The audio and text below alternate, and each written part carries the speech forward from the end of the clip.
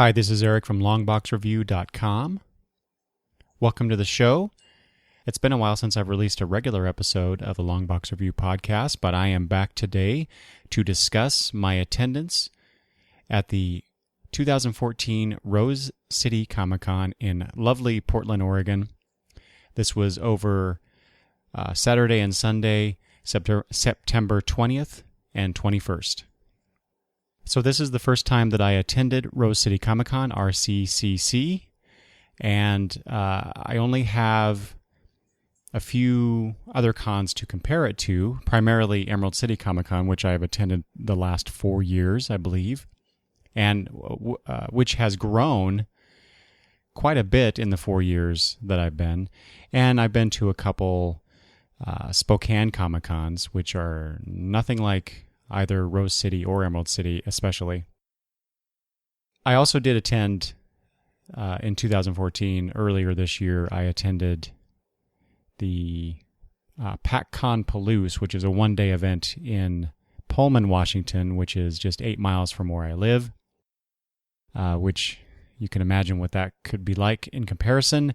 And of course, I've been to San Diego Comic-Con, but that was in 1996.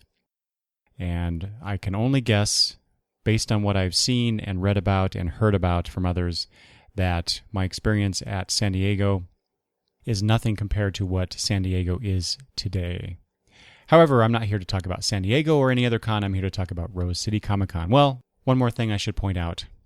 In comparison, so I wanted to go to Rose City Comicon because, it's a con, duh, but I've never been to it. I think this is I want to say the third, maybe.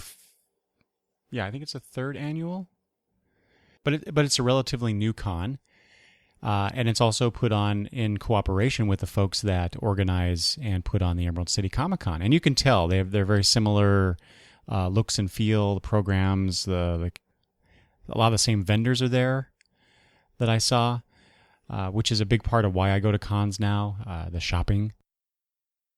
But directly in comparison to Emerald City, this Rose City Comicon felt like a slightly smaller version of the first year that I went to Emerald City, only without as big a space, I want to say. And this, I'm going from my memory. As big of a space. There certainly were not nearly as many people as I recall from my first year at Emerald City, and the presence of some of the major comic book companies. Like DC was at the first Emerald City that I went to. They had Jeff Johns there, Dan DiDio, some of the big guys at DC Comics, and so we didn't have that at Rose City, and that was fine. It's not a complaint. It's just an observation. So, like I said, I think that Rose City this year was slightly smaller than my first year at Emerald City. So just to give myself some perspective, and maybe you some perspective if you've been to Emerald City Comicon. But in general, I really enjoyed the show. Like I said, the crowd was less than, especially less in comparison, or there were fewer people, I should say, in comparison to the last Emerald City Comicon that I went to. It was just way crowded, man. But it was nice to be at a con where I didn't feel a bit claustrophobic walking through the show floor. And it was easy to get to things, although I have to admit I was a little confused in the way that they labeled their rooms, because the Oregon Convention Center called them, I think they called them panel. No, they didn't. They called them something else. I don't remember what it was. But anyway, the way that the map was laid out. Yeah, here we go. I'm looking at the map now. So the way that the convention center labeled their rooms was different from the way that Rose City called them. So they would call a group of rooms panel 5, but the rooms were like 3 different rooms, and some of them were together. Some of them were combined into one larger room. So I tried to find a panel and got there late because I ended up going around the convention center, around the perimeter of the convention center, trying to find this room until I realized where exactly I was. But that's probably more of my fault for not really paying attention, because it's clearly marked here on the map. So it was a nice facility. There were two or three different places where there was food, which is nice because, as I recall, Emerald City, there's basically only one area on the show floor, and then you have to go outside in other parts of the convention center in Seattle for food. But there are obviously more choices in Emerald City, but that was still fine. Within walking distance, there's some restaurants of the convention center. Oh, that reminds me. So we stayed at a hotel, one of the major hotels that partnered with Rose City. I think we were at the main hotel. I believe that's the case. I don't remember which one it is at the moment, but it was a nice hotel. But it was about 4 blocks away, so it was a nice little walk from the hotel to the convention center and back. But it didn't take very long, and Portland is just beautiful. If you've never been to Portland, Oregon, I highly recommend it. It's a wonderful town. The weather was perfect. In fact, it was like I said, it was perfect until the day that we left, where it was overcast. It didn't rain, but it was overcast and cooler. But until then, it was just absolutely perfect. There was a little park area that we walked by, where there was a farmer's market type thing. I wasn't going on at that time, but I could just see, I can imagine what that looked like when people were there and there were vendors there and everything's going on. It just seemed like a really nice area for this kind of thing. So, like I said, Saturday was the first day of the con. And as far as programming, so that is one of the things that I guess I was a little disappointed about in regards to the con was the programming. Whereas in Emerald City, I tend to get frustrated because there's so many things going on at the same time. It's hard to pick and choose what you attend and what you have to just miss. And like I said before too, I do a lot of shopping now at cons. That's the major reason for me to go these days. And so, like I said, Emerald City, I tend to miss a lot of things. I get frustrated. Whereas at Rose City, there wasn't all that much to offer me, all that much I was interested in. But I did find a few things that I wanted to go to. The first of which that my wife and I went to was Will Wheaton's panel, because we're just big fans of his. My wife fell in love with him the first year we went to Emerald City, and every time that he's at the con that we are attending, she wants to go to see Will Wheaton, and of course I enjoy him. And so we went to his panel, but before that, so we arrived at the room in which he was going to be, and there was Gigi Edgley, who played Chiana on Farscape, if you remember that show. And so she was there with the guy who played Ensign Kim on Star Trek Voyager. Garrett Wang, I think is his name. So I believe I heard that Garrett was actually the moderator for that, talking with Gigi. But it was really neat to have both of them up there talking about their respective shows, and they had a good rapport. But let me tell you, I'm sorry, I'm gonna go off into fanboy land for a second here. Gigi Edgley is gorgeous. If you go to the Rose City Comicon, and if they still have pictures of their celebrity guests, and you look at Ms. Edgley's photo, that does not do her justice. She was absolutely gorgeous. She was funny. She's actually really good up on stage talking with people and conversing with Mr. Wang. And they brought up another individual who worked on Farscape, I believe. I don't remember his name, but he and Gigi had an excellent rapport. They've known each other for years. Anyway, I just really enjoyed seeing and hearing them talk. I kind of wish I had seen the whole panel now. But anyway, then came out Will Wheaton, and he was great as always. There was a guy there who was the moderator, and he kind of made a game out of the whole thing, where he had certain questions that were of certain level. Level 1 question was kind of an easy question. Level 4 question was kind of a hard question. that kind of a thing. And so they would roll. Will Wheaton had a die, and he would roll, and then that would indicate the question. And then there was difficulty, plus or minus. It was, it sounds really stupid the way I'm describing it, but it was actually kind of fun to watch as you're going through it.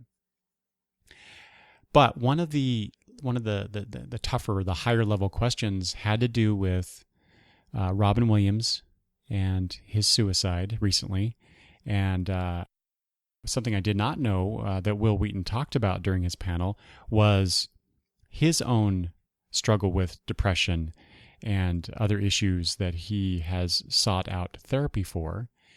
But it became a discussion about the larger question of how depression and mental health is viewed in America and beyond, quite frankly. And they talked about those things. I found it really interesting because I have to admit, when I was younger, I had the attitude of, who needs therapy? Really all you need to do is suck it up and handle things, right? I've since come around to, I think, the better notion of, if people need help, they need to seek it out. And I say that because a couple years ago, my sister died. My younger sister died. And I had a hard time with that. I don't think I was depressed, but I did have difficulty dealing with it. Fortunately, I had my wife, my other family to, help me through it. My wife herself has dealt with a certain amount of depression because of some things that have happened in our lives. And so I've come around to that idea that, of course, people should seek out help. And because sometimes you just can't deal with these things on your own, or you don't know how to deal with them. You don't know the strategies to use to deal with these things. So you need help. You need to seek out help. So if you're listening to this, and not that I'm an expert at all, I really don't know what I'm talking about. Just a guy with an opinion. If you're listening to this and you feel like you need to talk to someone, you need some help, do what Will Wheaton was saying, and go talk to someone. And don't worry about what other people think, what it may mean in terms of the societal view of getting help for any kind of mental health concern. Anyway, I really, really appreciated the discussion that they had, and then the feedback, the questions and comments from the audience as well.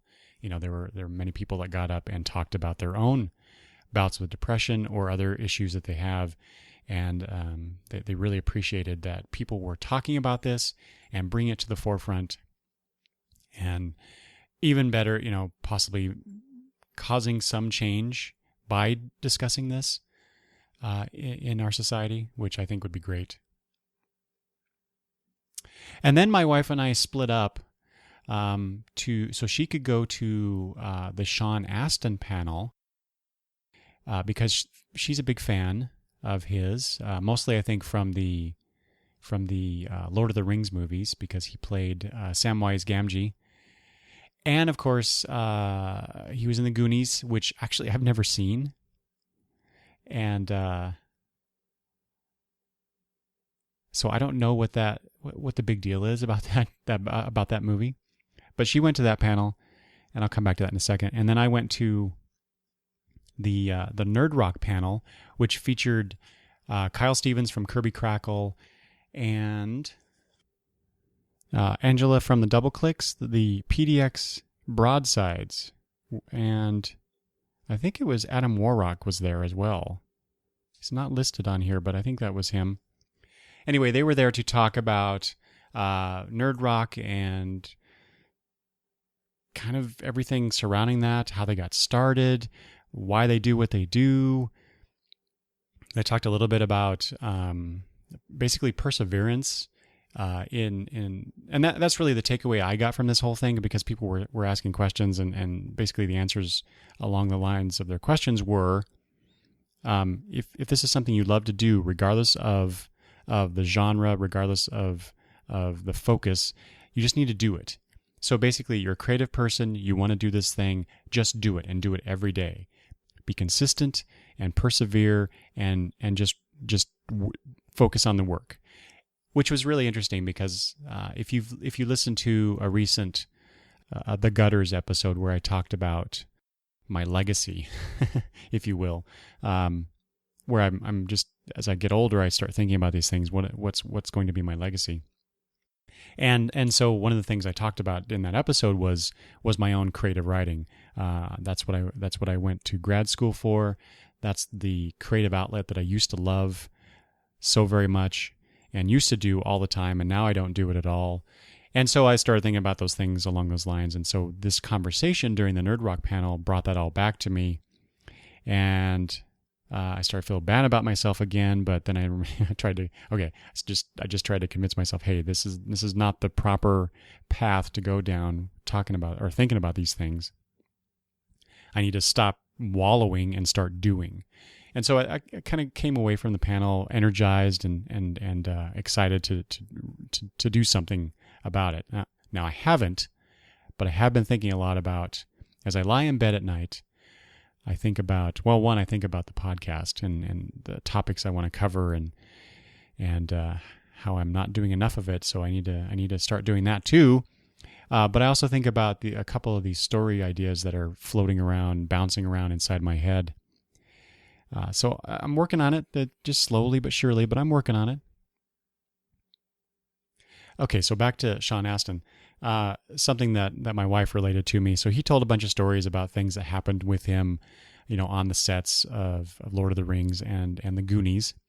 One of the stories was that while they were doing the Goonies, there was some guy working on the film, on the production side of it, who had confided in Steven Spielberg that he could not wait until the movie was done so he could get away from all these kids.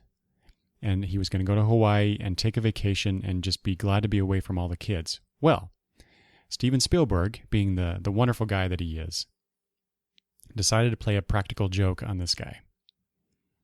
And he flew out all of the kids in the movie and their families to Hawaii to join this guy on his vacation, which I thought was pretty damn funny.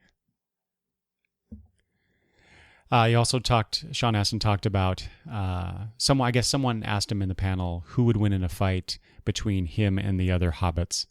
And he said that Dominic, I can't remember his name. And I can't remember which, I always get confused between Merry and Pippin.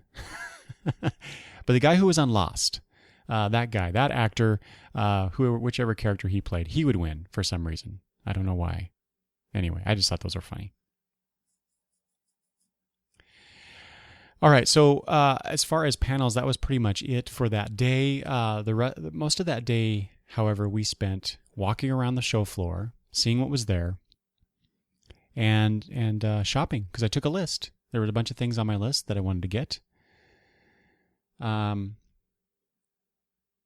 show floor had quite a few different kind of things than what I've seen before. Just some different vendors that I recall from Emerald City. A lot, like I said before at the top of the show, there were a lot of people there, though, that were the same folks that I've seen before. There were a couple vendors, however, that I was hoping would be at Rose City that I've seen at Emerald City, but they were not there. So which means I'll just have to go back to Emerald City, which of course I am. I already have my tickets. I waited too long, however, to get the Prime Hotel booked. I think that was sold out within 2 or 3 days.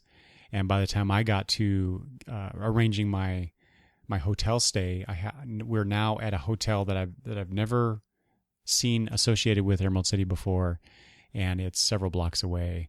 And we're taking our granddaughters again. We took them last time, and so we're taking them again. So we'll see how that goes. Worked out fine last time because we stayed at a hotel that was 4 blocks away. I think this hotel is 6 blocks away. So we'll see. Anyway, I'm not here to talk about Emerald City. I keep coming back to that. Like I said, we walked around the show floor. Oh, one of the things that we noticed was that there was this big area towards one end of the show floor that was for kids. Now, Emerald City is really big on. I'm going back to Emerald City again. Emerald City is really big on providing stuff for children while they're at the con, which is really awesome. But Rose City, I think, bumped it up a notch from what I remember, because they had this whole area blocked off. There was, on one end, there were these, you could get your kid's face painted, and they had, what do you call it? Balloon shaping. You know what I'm talking about. That's not the term, but I can't think of it at the moment. Where anyway, one of the things they had there was a castle facade made out of balloons, which was really cool looking. But they would make balloon animals and whatnot too, swords and all sorts of different kind of balloon shaped stuff. At the other end was this in association with I think Disney. Hold on one second. Yeah, Radio Disney actually. Radio Disney Portland. It says, enjoy singing, dancing, and more with Radio Disney. They had games and stuff. Anyway, it was really cool. And my wife and I were a bit concerned because as we were walking around early on Saturday and we saw this, they were playing music up on stage or in that area, and there was no kids around whatsoever. And I thought, oh, this might turn out bad. You bring in these people, they're there. Well, I started thinking about the people that were manning that, booth, for lack of a better word, and then not having anybody show up. Well, my fears were for naught, because we came back later, and then especially on Sunday, that's when they were really busy. There were kids over there all the time. But I just thought it was really cool. And we also, of course, thought that our granddaughters, Madison and Gabby, would have really enjoyed that Radio Disney thing, and also probably the face painting. They love to get their faces painted. So that was really neat. I enjoyed that a lot, or I enjoyed seeing that Rose City caters to the children in that way. So I hope that they continue that. I'm sure they will. Anyway, so like I said, we spent a good portion of Saturday doing shopping. I'm going to talk about some of the things that I got there, because I'm really excited about some of these things, and some were a surprise as well. So that's one of the things I enjoy about going to cons and doing comic book shopping is that not only do I find the things that I'm actually looking for, the things that are on my wish list, but I find things that are just totally unexpected, and I love that. So first up, I got the final 2 issues that I've been trying to find of John Constantine Hellblazer. Issues 40 and 43. They were the last 2 on my list. So now I have a complete run of Hellblazer. This is a comic that I bought. I don't remember if I've talked about this before, but I bought the very first issue. I'm pretty sure I've talked about this, but I bought the very first issue and for some reason did not continue with it.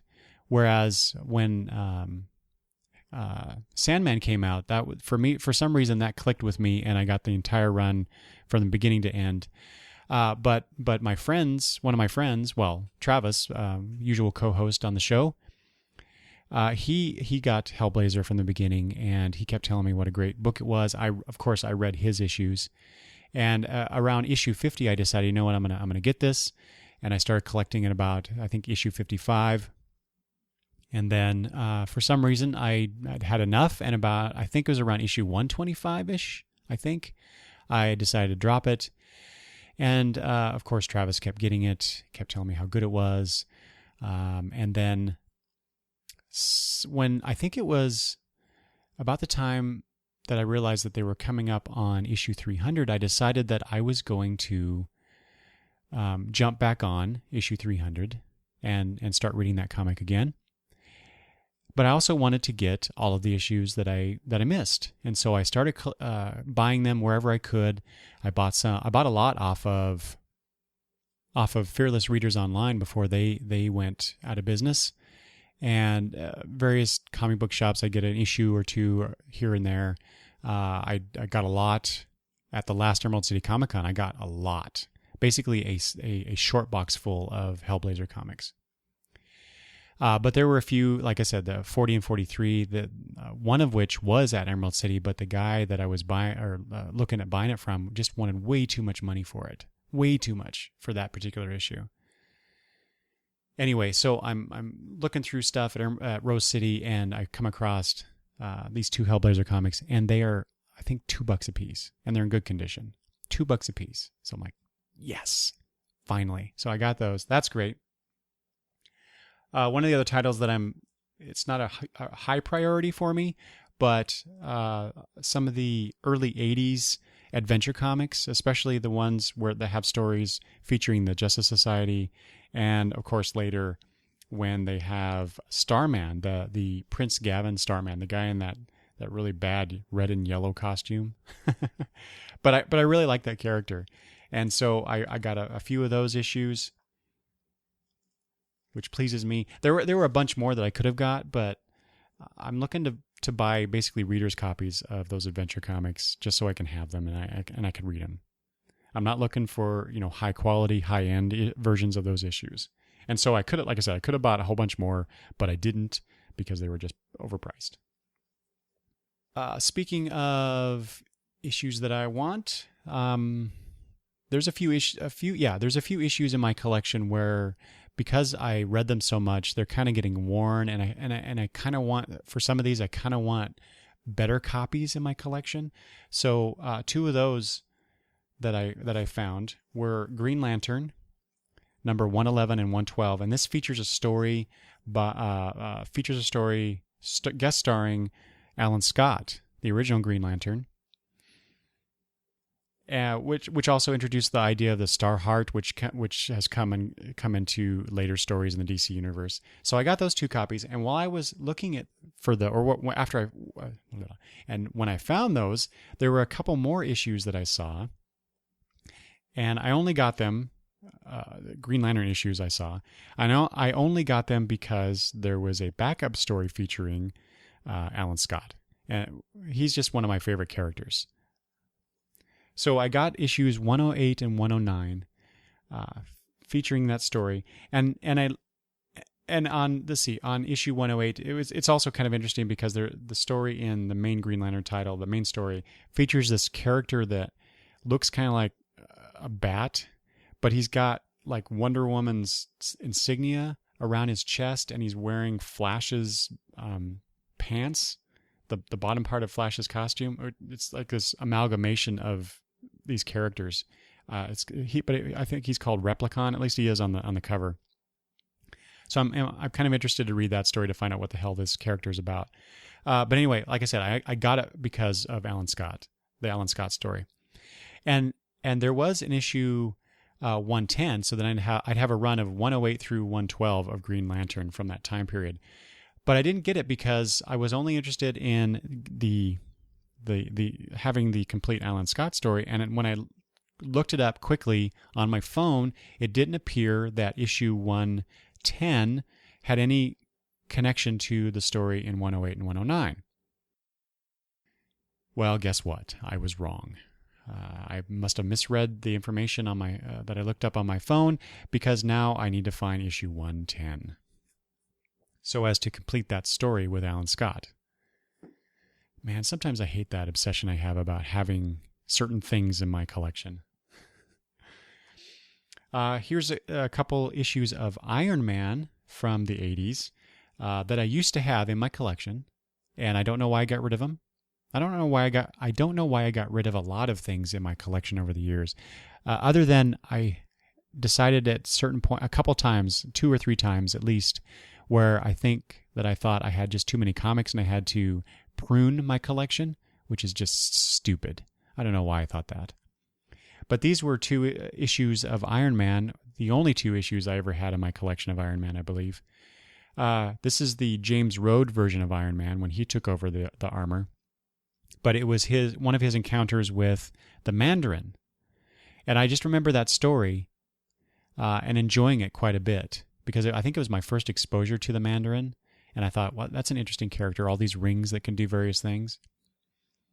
Anyway, so I found those 2 issues, which I'm very pleased about. I mentioned earlier that there were things or as you're shopping for comics, you just kind of find them. They're not on your list, but you find them and you just got to have them. Well, I got a few of those, a bunch of Batman stuff. One of which is a Batman Daredevil team up called The King of New York by Alan Grant and Eduardo Barreto. Two of my very favorite comic book characters together. I had to get it, and it was really cheap. And again, two of my favorite comic book characters together. This is Batman and Grendel. This is the two-part, let's see, it's the Devil's Riddle and Devil's Mask by Matt Wagner. And so I got those, and those were really cheap. So it's like, wow, I have to get these and read these because I love those characters. I did find out after I got back that there was another, I guess, two-part crossover between these characters. I don't think I saw those in the place that I found these two issues, but now I think I have to get those. I did also see that there was a trade collecting both sets of stories.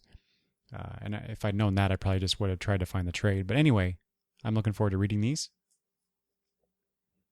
And then finally, I now have, although not all of them are in great condition, so now I have to go find better copies of these, but I now have, I believe, a complete collection of the original Teen Titans. So I got, let's see here, 1, 2, 3, 4, 5, 6, 7 issues of Teen Titans ranging from issue number 4 through issue 37. Some of these were a bit pricey and probably overpriced, but I thought, what the hell? I might as well get them, then I'll have the complete collection. There's a couple issues in here that guest starring Hawk and Dove, which I love that. I love Hawk and Dove.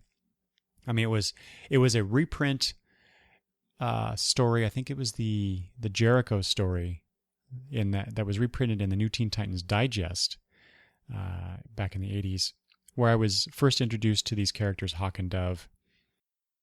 And I absolutely love those characters for some reason. I just do. And so I have 2 issues featuring them on the cover, which is really cool. There's this really cool cover, issue number 34, Teen Titans, where Donna Troy is up on this hill and there's lightning around her. There's a wolf, and she's wearing this black cloak. And Robin and Speedy and Lilith are below, and Robin's saying it's her own Wonder Girl, and she's turned into a witch. It says the Demon of Dog Island. So, there's some great covers, great Teen Titans covers. Oh, and then issue 37, this is kind of cool. Not for the Teen Titans thing, but apparently there's a bonus story. It says big bonus on the cover. Superboy meets the young Green Arrow. And I think I've read that story. I think it was reprinted in a Superboy digest that I used to have, which one of the things I'm looking for.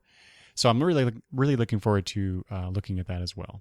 So, I got all those Teen Titans comics. I love it. It's wonderful. Very excited. A couple other things that I got while there.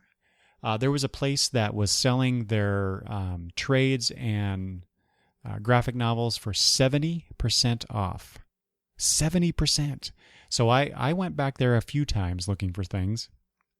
One of the things I found that was on my list was the Golden Age Green Lantern Archives, the hardcover that retails for $50. So I got that for really cheap, 70% off that. That's volume 2. Now I just need to get volume 1. A different vendor, I think it was Things from Another World, was there, and they had the archive. First archive edition of Robin, which are reprints of his appearances in Star Spangled Comics. And so I've been really interested in reading the issues featuring solo Robin stories in Star Spangled Comics. So now I got that, and I just need to get the second one eventually. And that was half off, so that was good. $25, that's pretty good price for a shrink-wrapped edition of that hardcover. We also bought some non-comic book stuff. We found a guy who was selling those pint glasses with the superheroes on them. We bought a few of those. He had a classic Robin one, so I don't have that, so I bought that. We also bought a couple glasses for our granddaughters. One is Supergirl with Supergirl from the 70s costume, Supergirl, with the shorts and the blouse, and then of course Batgirl for Madison. She loves Batgirl. Or Gabby loves Supergirl. So now they have those, and they've enjoyed pouring their chocolate milk and sodas in those cups. And then finally, I'll mention we got. Oh wait, not finally. Two more comics I forgot about. Do you know those Treasury editions? The big oversized tabloid sized comics that they used to come out with? Well, I got 2 of those. One of which was the Superman Wonder Woman team up, featuring the Earth 2, the Golden Age characters. Even though Superman throughout the comic the symbol on his chest is drawn like the Earth 1 version. Minor quibble, but so it's a team up, and also battle between the two. That story, I believe, was written by Jerry Conway. I don't have it in front of me. Hold on. Yes, Jerry Conway, but more importantly, it's drawn by Jose Luis Garcia Lopez, and Dan Atkins are artists on here. So I've been looking for this for a while. I actually there's a trade that reprinted this story that DC came out with not too long ago, I think. So that's been on my list to get eventually, but I found this, so I can now take that trade off.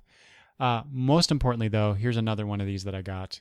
I'm so excited about this because I've been wanting this for a very long time, because I don't believe it's been reprinted anywhere. And it's the Superboy and the Legion of Superheroes all new collector's edition. This is C-55, and this features the wedding of Saturn Girl and Lightning Lad with a great, I think it's Mike Grell cover on here. I was giddy when I saw this. I think I paid too much for it, but that's okay, because sometimes when you want something that badly, price doesn't really matter, and this is one of those things, sort of. But yeah, I'm really excited to have that. I could finally read that story that I've always wanted to read and couldn't until now. So, okay, now finally, I bought a couple prints. There's a place called Mercenary Art Studio. I think that's what it's called. Anyway, we found some things that we wanted to get the girls, and my wife thought that I should get this particular print, which is it's done by Amelia Davis, I think. I believe that's her name, and that artist was there. But it's of the TARDIS, and it's all these little squares that make up the picture. Kind of like pointillism, only with squares, right? It looks really cool. And if you happen to be listening to this, I did do a video talking about all these things, so you can actually go and watch the video and see the covers and see the art and whatnot. So there'll be a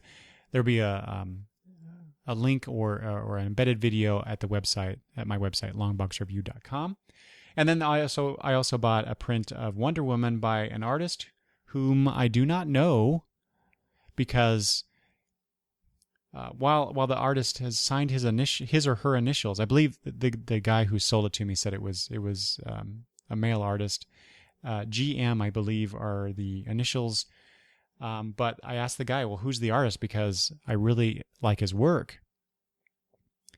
But the guy couldn't remember. So I went to the website, because that's what the guy said. That website is horrible. They don't have any information about the artist that the studio represents, that's just bad. I mean, you're a studio promoting your artists, and you don't have any information about them.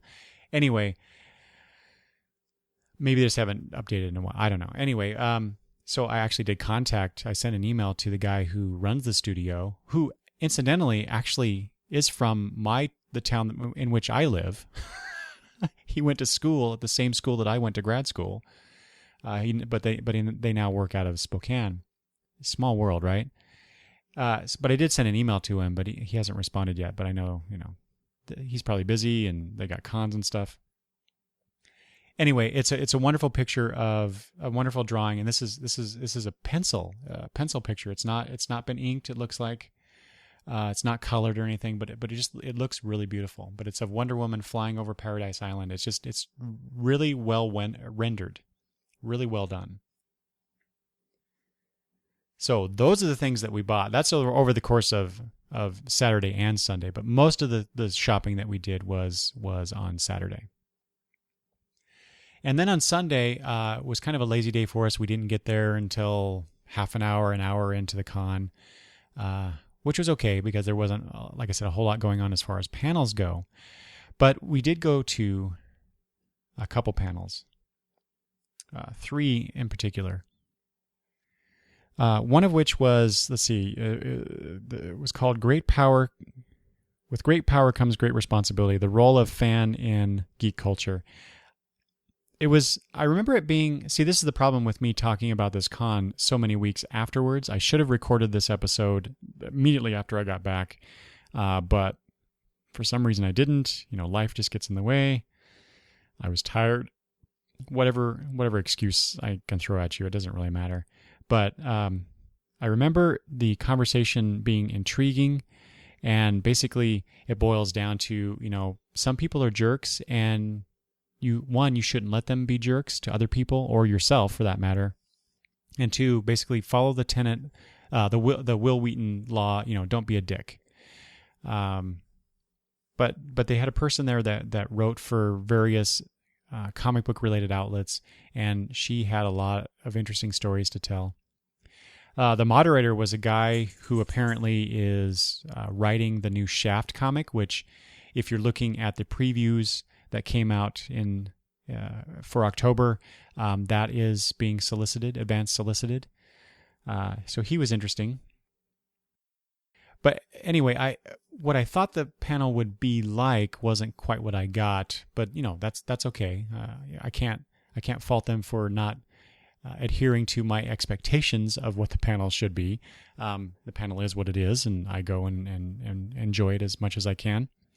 But then there was one before that, the panel before that got a lot of reaction from various people. And this was the Feminism and Fandom panel. And so I wanted to go to both of these panels because I kind of wanted to get a sense of the reaction of people, the reaction of the panelists that would be on these panels as to geek culture and how we treat and respect each other.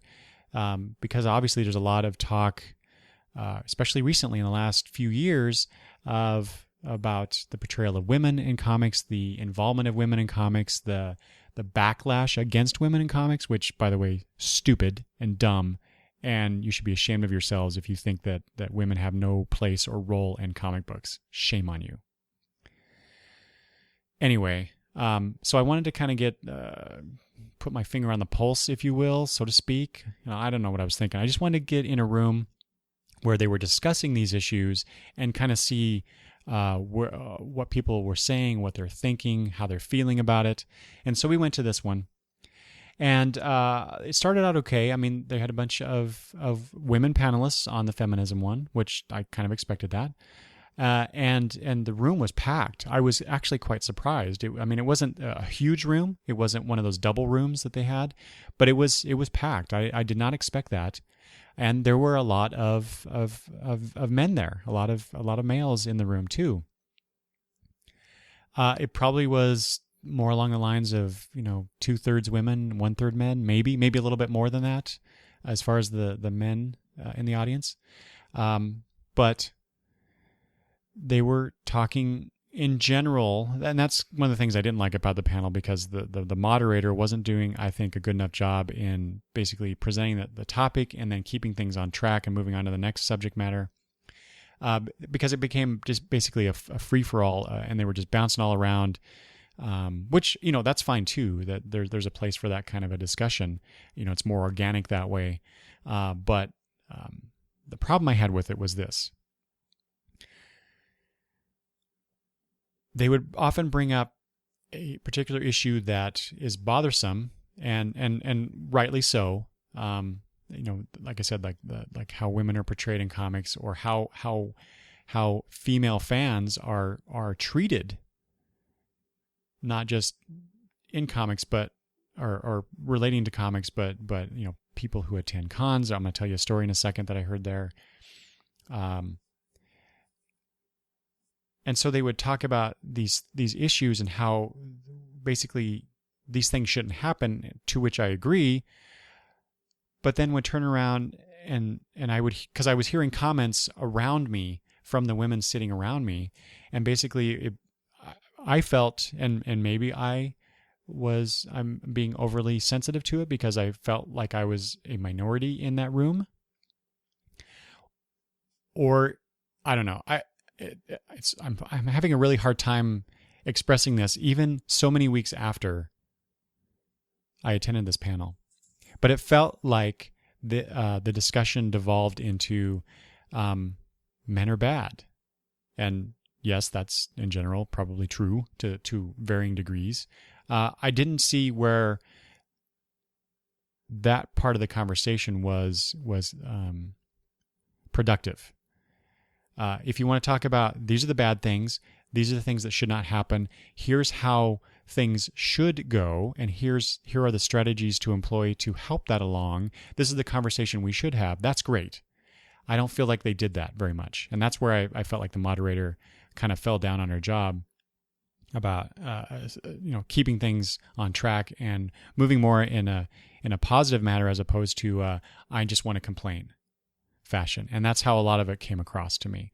And I totally get that. I may be wrong about this. This is just my impression from my, obviously male perspective. I kind of think it's not just because I was a man and I felt threatened in any way, shape or form. But I understand if there were any women in attendance who happen to listen to this, who feel very differently about how the conversation went, please let me know. I would love to hear your thoughts about this.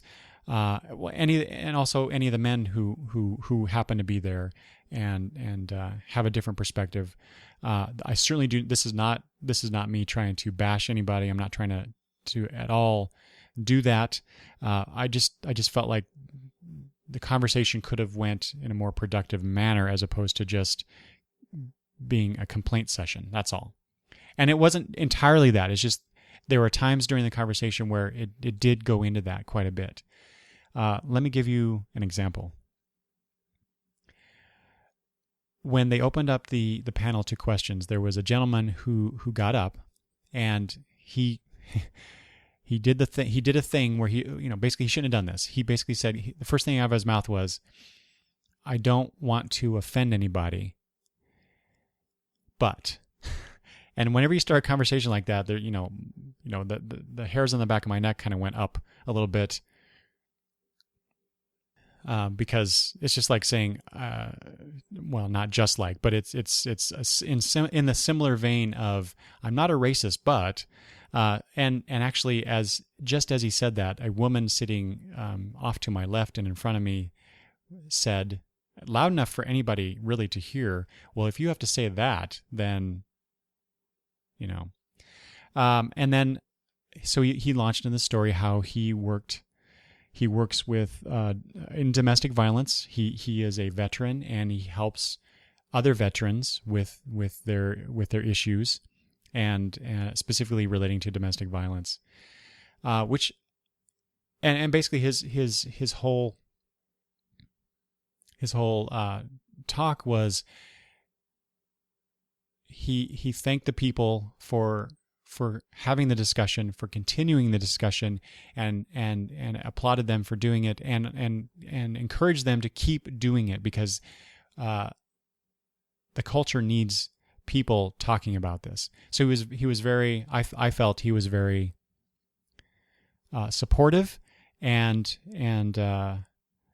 appreciative of the efforts of people in the room on the panel talking about these issues.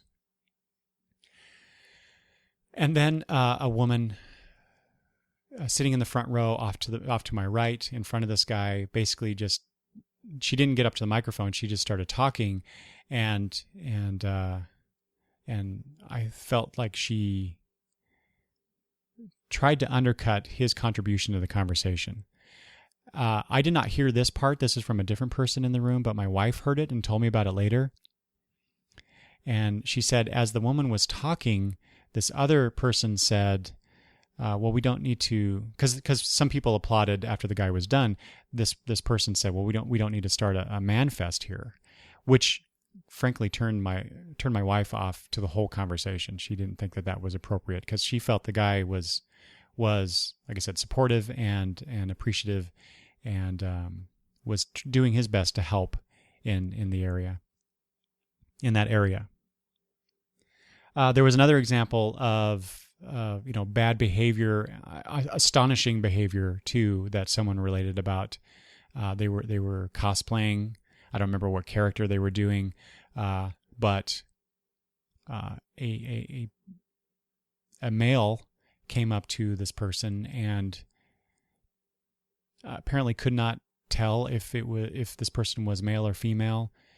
And the person said that they did not identify themselves as male or female, and so not to this person, not to this guy, but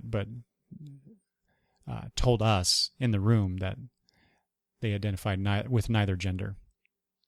And so during the course of this conversation, this confrontation, I guess, if you will, this guy at this other con, it wasn't at Rose City, but at a different con, grabbed this person's crotch area to find out whether the cosplayer was male or female. And you should have heard the gasps, including my own, in the room. It's just, I could not believe that someone would actually do that. It's abhorrent. Disgusting is what it is. And then, of course, they talked about how Rose City, they were very appreciative of how Rose City had cosplay as not consent flyers taped everywhere in the convention center. I believe there was something in the program as well about that. And yeah, so it was an interesting but tense hour during this panel. It was, as you can tell, I'm muddling my way through my description of this. I'm still processing it to some degree. And then finally, we go for something very serious like this. So we had the feminism one, and then I sat in on the other panel. So it was a really interesting mix of conversation between those two. But then finally, the last thing that we did at Rose City Comicon was attend the Kirby Uncrackled, which is the acoustic version of the Kirby Crackle show. So Kyle Stevens gets in a room and does a bunch of Kirby Crackle songs, but it's just him and a guitar, which is a great way to end the con. It's a really like Kyle. I've been to enough of his Emerald City Comic-Con shows, and now at Rose City, that he actually kind of recognizes me, which is just awesome. He's just a great guy. He's very personable. We went and talked to him while he was at his booth on Saturday. No, it was Sunday morning. That's right, before his acoustic show. Oh, I totally forgot to talk about this. So Saturday night, the last event of Saturday night was a costume contest, and the Kirby Crackle show, which was the plugged version of the show, which my wife and I have never been to. So they always do Crackle Fest at Seattle, and we've never been able to go for one reason or another. And so here was our opportunity to see Kirby Crackle, all jammed up, all electrified, if you will. And so we went to that, and that was great. It's a great band. Anyway, so fast forward back to Sunday. Like I said, we talked to him in his booth and with his wife a little bit, and he's just great. And so if you haven't checked out Kirby Crackle and you're a nerd or a geek or whatever you are, and you like comics and video games and pop culture just in general, give Kirby Crackle a listen if you haven't done so. I mean, there's some other artists out there, the Double Clicks. I'm gonna check out Adam Warrock because so Adam Warrock is more of a rap style, but in the nerdy geeky vein. But rap is not something I'm particularly into. But because of his appearance on that Nerd Rock panel, I'm not going to go check out his work because he was really cool. I thought he was really insightful and had some interesting things to say about the work and the music industry in general, and what the way he does his own stuff was really interesting. So anyway, it was great to end both days with music and fun. And so it was, I think, a very successful show. Now I need to decide whether or not I'm going to go back. Can I do 2 cons a year? Two cons where I have to go to the west side, as we call it here, the west side of Oregon and west side of Washington, to attend these cons. I don't know. I don't know if we can do it financially.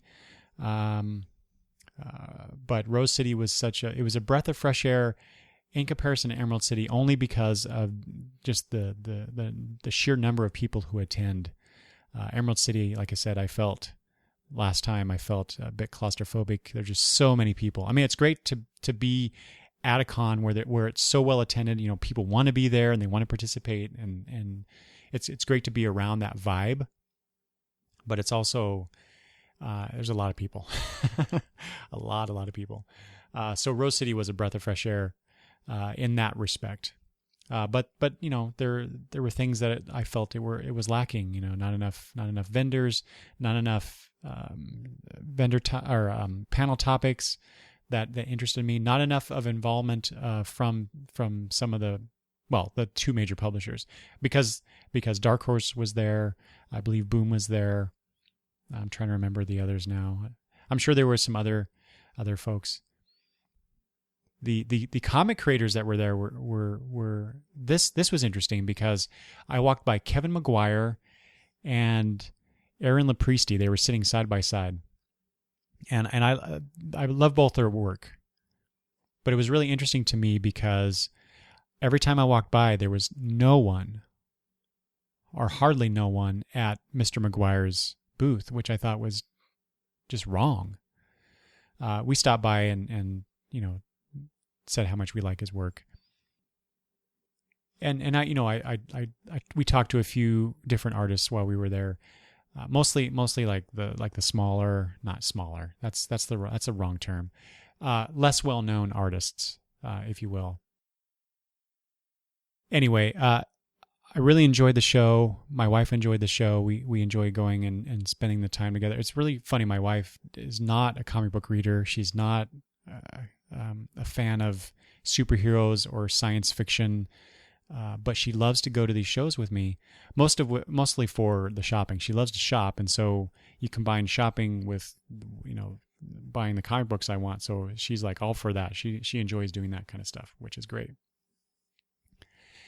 And she likes Will Wheaton and Kirby Crackle.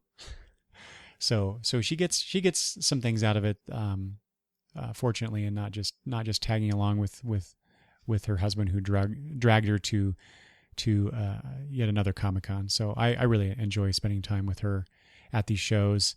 You know, we go and have dinners, just spend time together, which is not something that we ever really did, because when we got together, we were young and we had kids young, and now we're raising our granddaughters. So, you know, we don't get a lot of time, just the two of us.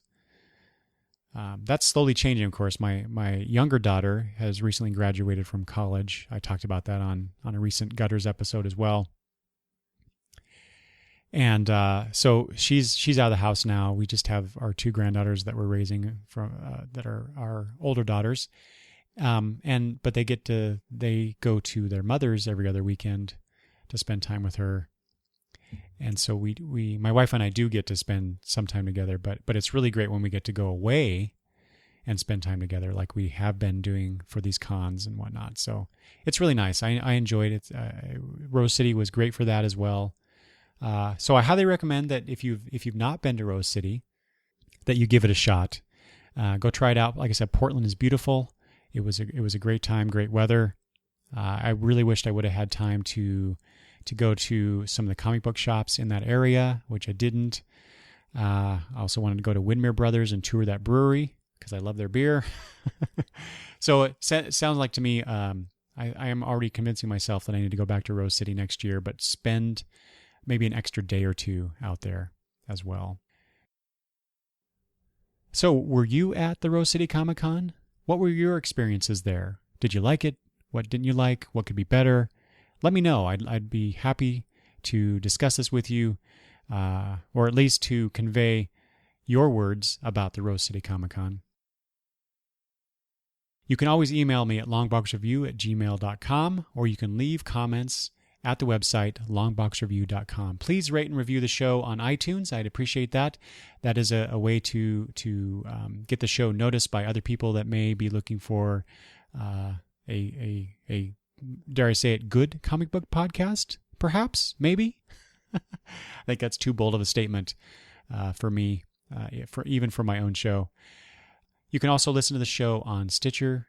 And as always, I am a proud member of the Comics Podcast Network. So go to comicspodcast.com and check out all the other great shows that are there. Thanks for listening, everybody. Bye-bye.